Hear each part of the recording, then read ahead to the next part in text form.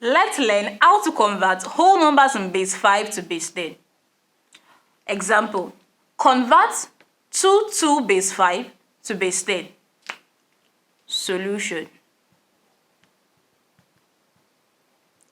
To do this, we number the digits from the back starting from 0. That is, we have 2 base 5. Then we number from the back starting from 0. So we have 0, 1 equals. Now we'll pick the first digit, 2, multiplied by the base 5, raised to the power of the numbering we have on top here, 1, plus the next digit, 2, multiplied by the base 5, raised to the power of the numbering on top, 0. We simplify further.